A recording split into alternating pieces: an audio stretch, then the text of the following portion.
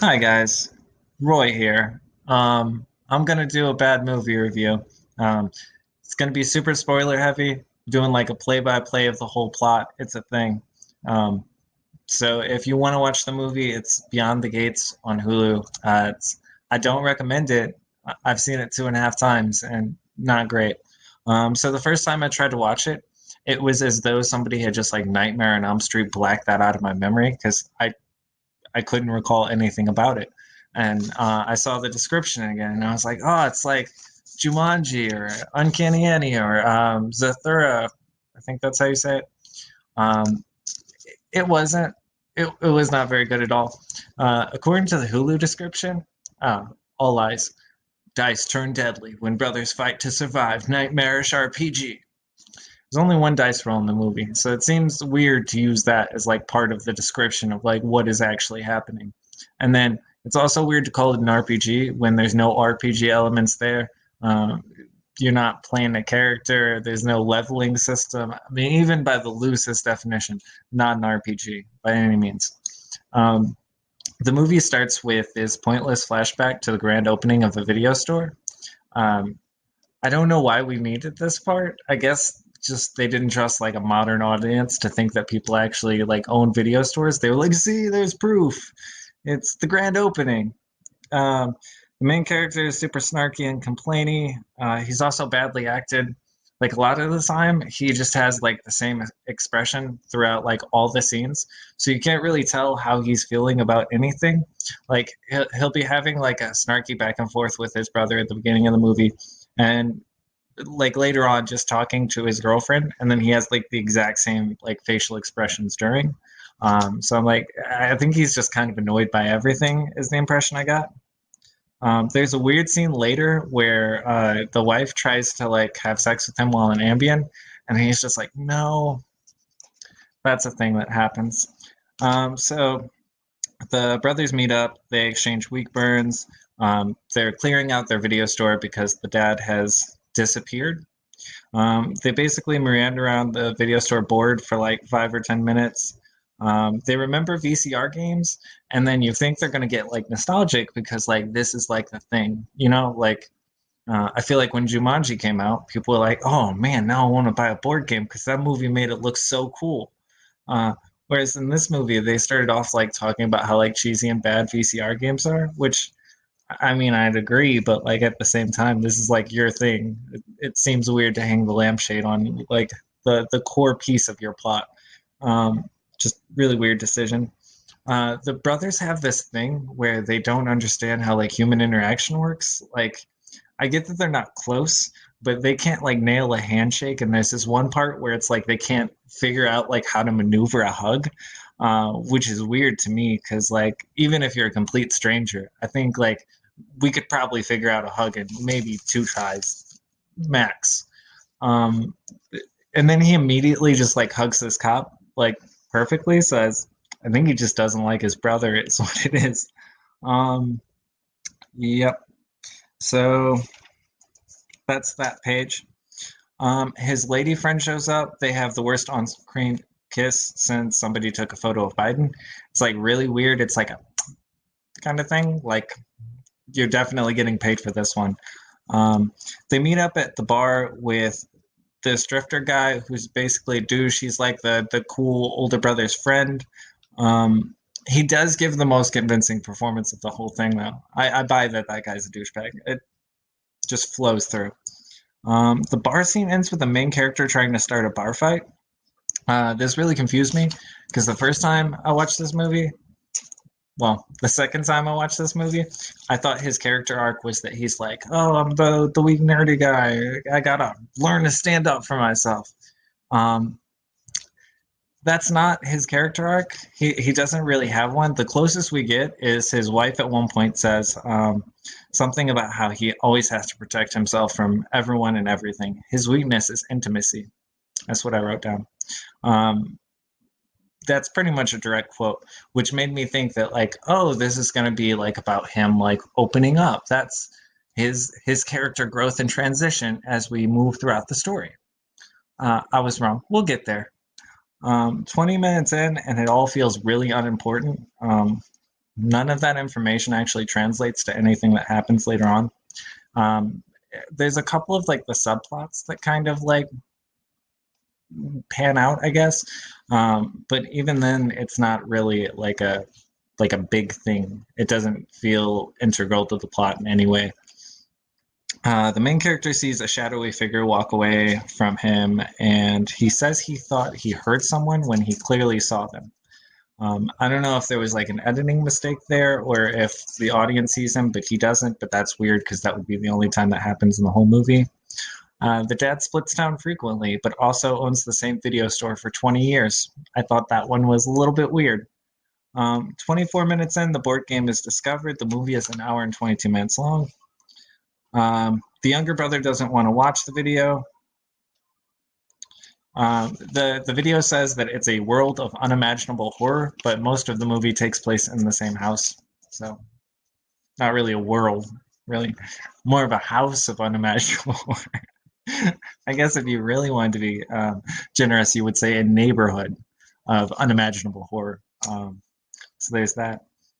Have you the courage to go beyond the gate? Which again I thought was funny because the whole thing pretty much takes place in the same house. So they don't really go beyond the gates. The video plays flashing lights, only deadly to epileptic people, and then there's some time loss.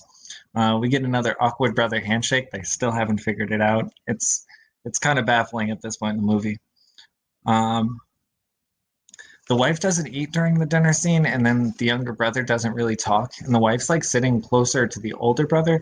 It kind of seemed like there was a lot more chemistry there. I don't know, maybe bad casting decision. Um, then it re-explains VCR games in case we were like lost, I guess, at that point. 29 minutes in, the wife wants to play the game. Finally, right? We get to, man, how long did we have to wait in Jumanji? Like 5, 10 minutes? But we're 30 minutes in. We got there. I'm ready. The game board design is cool but basic. It kind of looks like a clue board, but like stylized. It's maybe non-magical because like the only thing we see it do is like reset the game pieces. But then like even at the beginning, the board is like laid on its like side where you can see like the black part and stuff. Like this board can't even flip itself out. I mean, the Jumanji board is like it's like putting itself away, like fixing all the damage it did. Like the Uncanny Annie board, like pieces locked into place. This one, no. The rules of the game aren't very clear at all. That was a big problem. The video mentions their father's soul, but it's quickly glossed over. They're like, we're not going to play the game. We'll call Derek. When Derek shows up, we'll get there. We'll get there. That's actually way later on, in case you were curious. So at this point in the movie, we find out that the big brother is homeless, which kind of feels like a reverse climax here because we just got like the dad's soul is like literally trapped inside this board game. You can't step backwards like that. Homelessness is a serious problem. Yes, but people's souls being trapped in board games, that just seems much more severe to me. I don't know. Um, the younger brother starts to hear copyright-free Jumanji music. It's never really consistent. So like it starts off with like the almost like boom, and you're like, oh yeah, I'm getting amped. And then it does this weird like howly scream thing, and then he starts hearing his dad's voice in it. It's all just like very confusing as to like what message it's trying to send him. Um, he finds a photo of the lady from the video, and then the wife like sleepwalks to him. So it's like the board game is all, it's bringing them into the same room, I guess. At 37:59, the cop shows up, the one who got called earlier about the board game. When he does show up, he can't see it. It's like all fuzzy to him, and then he thinks they're just pranking him, and then he leaves. It's super inconsequential. By this point in the movie, there is a person whose soul is trapped in a board game, and we just keep taking these weird like pivots into directions that just don't make sense plot wise. 40 minutes in, we finally look at the board game. Then they go to the mysterious shop owner, who's like one of those like but the item is cursed type people. They steal a dagger from him. It's another like plot diversion, and then it also feels weird because it's like this dude might be like the devil or something. I don't know. Just be careful who you steal from, I think. But then also, like, how could you finish the board game without this? So it clearly doesn't have all the pieces. But then he says it does have all the pieces, which doesn't make sense because the board game explicitly states later on in the movie that you need this specific dagger in order to finish it. So I don't know if there was just some kind of miscommunication between like the board game department and then like the ghost lady department and the weird shopkeep guy. Maybe they're just not all on the same page. I don't know. Um, the ghost lady has to tell them to read the rules at 44 minutes into the movie. I thought that was pretty weak sauce. I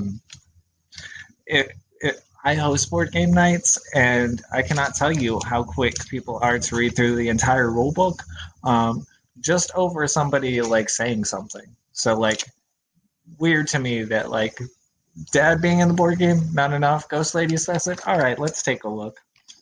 Um, the instructions to the game appear on a piece of paper at this point. I had to pause it to see them, or like to read it because it is like a lot of text, and I think you weren't supposed to read it because on the piece of paper it's just like basic Ouija board instructions, but then it's also like a DIY Ouija board instructions. So it's like, set the moon, dim the lights, be friendly.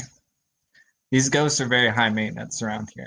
If you are even a little bit rude, you guys are gonna get off on the wrong foot. You don't want to make a bad impression. There's that.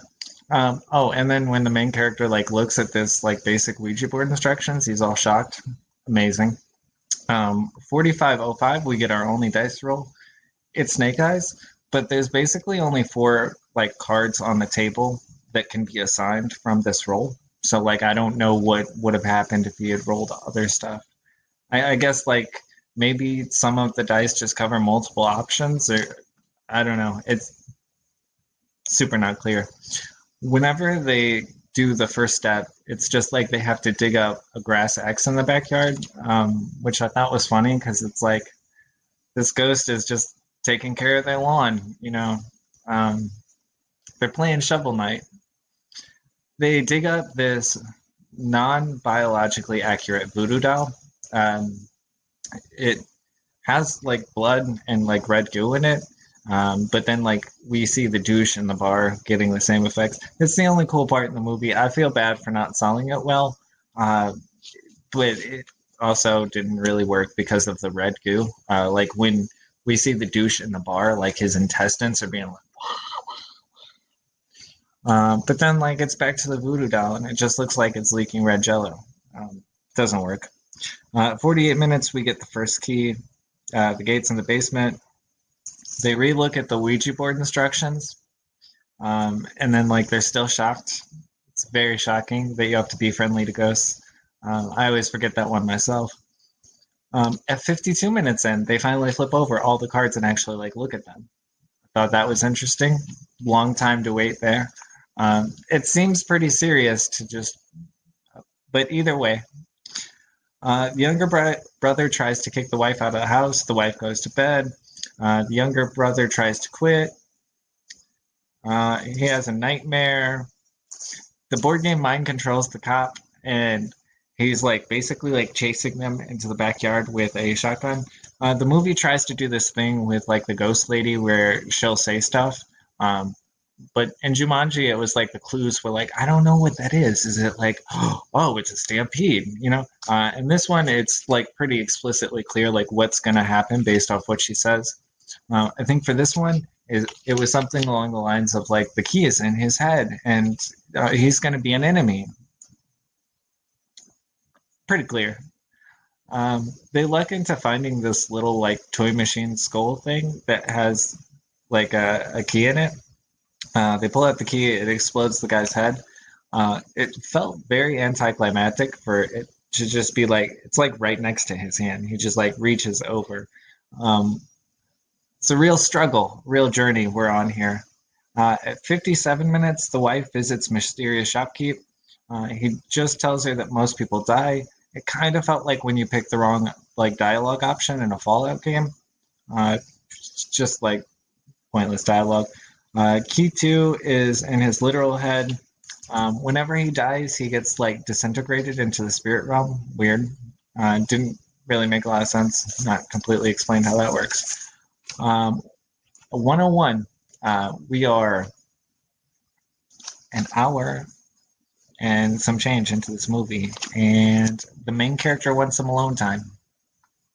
There's only 22 minutes left in this movie. If we remember from earlier, his character arc is that he needs to open up more. We can see that we've made a lot of progress by this point in the movie. Um, oh, the big brother gives the wife backstory about how like the mom died in the car crash, and then like the dad became an alcoholic and stuff, standard stuff. But then like it takes like this kind of dark turn where like the wife who had said earlier that she had fell and hurt her wrist. It turns out that like the main character had actually like grabbed her wrist and like I guess just like pressed, and he did enough damage that she was in the hospital for like 6 weeks, which that seems excessive to me. Like, and it's way late into the movie to just be throwing this curveball at us. Like, I didn't like the guy to begin with, but you're not doing him any favors here. He also creeps up as they talk about it, which felt very like pseudo abusive. I would describe it as. Um, the main character becomes even less likable an hour into the movie. Uh, the big brother says, "If we don't finish this, you will know what'll happen." The thing is, the movie doesn't really actually clarify it. As a matter of fact, like the next scene, the board game sends an underwhelming haunted house zombie to like the brother, the younger one, I guess to like muscle him into playing. But the zombie's like not a threat at all. Like the older brother gratuitously stabs it in the back. The younger brother like smashes its head with a bat. It's like, I mean, if that's what it's sending, you guys could probably fend off, I don't know, however many of those zombies. Um, the narrator lady says well played after they basically just like bash a zombie's skull in with a baseball bat. It's not like they're strategic masterminds here. At 108, we get the third key. They literally just overpower the wife and take it. Seems easy enough. She's like tied up and then possessed. It doesn't really work at all. Um, so that's that one. They get attacked by the douche and the cop from earlier after they got faded into the spirit realm. Um, the wife comes and she basically like saves them, which is weird to me because like she didn't stop being possessed after they had gotten her key. She was like still possessed, but I guess like she was just far enough into step 4 that they they just gave it to her. So they take those two out. The dad is the final boss. He's not really that violent. He goes to like smack somebody, but he's mostly just like grumpy and he's like passive. Like he walks away from like the main character after like talking a little bit of shit, and you know the main character stabs his ghost, evil ghost dad in the back with a knife, and then he rolls over, and then the main character just kind of like stabs him again as he's complaining about being stabbed in the back. Is the thing. Um, then the ghost lady says, "Pay attention to the living." Basically, like talking about how, like, don't worry about dead people so much. Focus on the people that are still here. And the main character and his brother know how to hug now. Crazy, crazy. There was a lot of problems with this movie. Um, the biggest one for me was that like the pacing feels just completely off. The first like hour or so of the movie is just like so unimportant. And it feels like the movie didn't realize that its cool part is like the VCR game, and then like all this other stuff is just not. Um, it would be kind of like if you met somebody who was like a tiger smuggler and then all they wanted to talk about was baseball. This movie was like if you watched a porno and the first hour and a half of it was them talking about air humidity. This movie is like Jumanji if instead of being an exciting board game that focused on like them releasing like jungle animals and stuff, it was instead an hour and a half of a family playing Scrabble alongside some like complicated family drama. Um, the game is surprisingly easy, is another huge problem that I feel like I have. Because the mysterious shopkeep guy was like, no one has ever beaten it. So I'm like, oh man, it's got to be some tough stuff in here. But then it's like when you look at like the actual steps that they had to do to like get the keys, none of them seemed like that hard. The first step is you dig something out of like your yard, and I guess like there's the moral implications of that, but I mean, is live or die, right? So the second one is just like you pull the thing out, and then that one's even easier because it's like the person's gonna kill you. So, and then the third one, you just have to take a key from some chick, and then the fourth step is just like you kill somebody who's like passively resisting. It seemed pretty easy just from my viewing of it for a game that's never been beaten. Not that difficult. Not a good movie either. Don't recommend it. I give it like a 6 out of 10. Very boring. A lot of bad pacing. Oh, and the board game's never like the focal point of anything that's going on either. Was another thing that like I thought was super weird. Like this movie is like if MMA fights were just like 2 minute rounds and then there was like 15-minute intervals between them. It would be like if you switched like the play time and like the pause time for like football. Never mind, that last one doesn't work because you would actually be playing more that way. I guess it's like the current American football system where you just like there's long pauses, a lot of delays. This has been me talking about the movie.